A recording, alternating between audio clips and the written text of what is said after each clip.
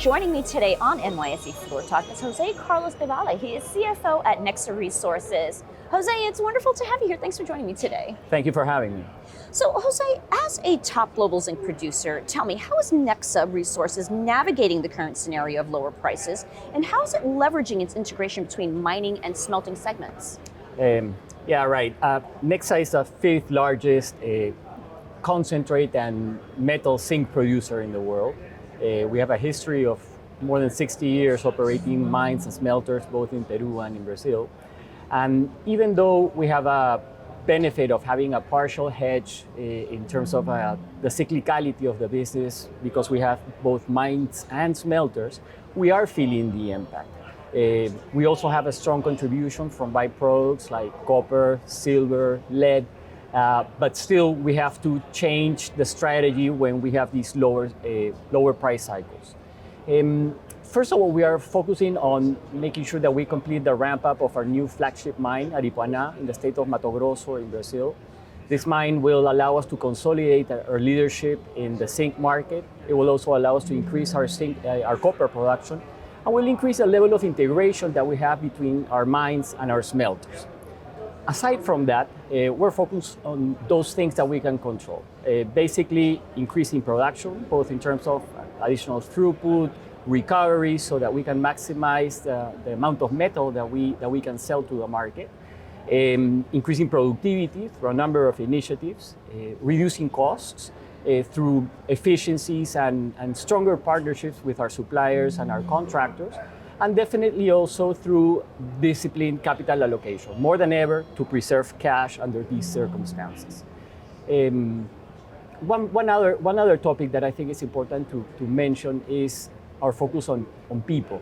Because even though these are difficult times, it's the people who really need, the people who work for Nexa, who need to understand the challenges that we're facing and how we can work together in a collaborative way more than ever to make sure that the company performs at its best in any price scenario. Jose, tell me, what's your strategy for value creation? Right, for value creation, I would highlight four pillars. First of all, our people and our culture, sustainable cash flow generation, growth, and ESG. In terms of people and culture, I think it's no coincidence that we put even more emphasis this year in terms of our people and our culture, because the people who work for us, our employees, are the ones who are actually the ones that will make it possible for us to deliver on our goals. So it's key that we work together with them and that we prepare for whatever scenario we face. The second one is sustainable cash flow operation, and for us that means operational excellence and capital discipline. Operational excellence in terms of making sure that we are a safe operation and that we maximize productivity, and disciplined capital allocation to make sure that we allocate our cash or spend the cash that we generate in a way that maximizes the value that it generates to all of our stakeholders in any price scenario. The third pillar I would mention is growth. And here I would highlight the four ways in which we can achieve growth. The first one is investing in greenfield exploration to identify potential for development of new mines. There's also the possibility to increase the life of mine of our own operations, which we do also through exploration, so that we have better geological information about our properties. There's also the possibility of increasing production in our current operations through brownfield projects. And then always a possibility of inorganic growth through M&A, which we're obviously always looking for when the opportunity comes across. Jose, decarbonization is a crucial global challenge. Tell me, how are you contributing to this effort, particularly in terms of sustainable mining practices and reducing the carbon footprint of your operations? Sure.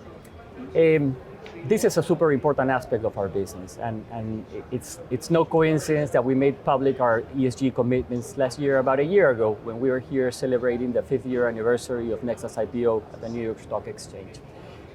I would first start by saying that Nexa currently has one of the lowest carbon footprints in the industry, according to a study elaborated by Scar & Associates in 2021. So this is a good starting point, but we're not happy just with that. So we are aiming to achieve a 20% reduction in the direct emissions by 2030. By 2040, we're aiming to have emissions neutrality, and by 2050, we're aiming to achieve net zero emissions. The types of things that we're doing are, for example, focusing on increasing our reliance on renewable sources for energy.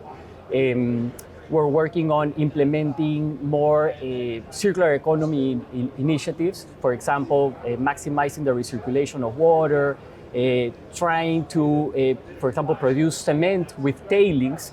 So those are examples of the types of things that we're doing through innovation. These are all, initiatives that we all have to work together on to achieve our goals.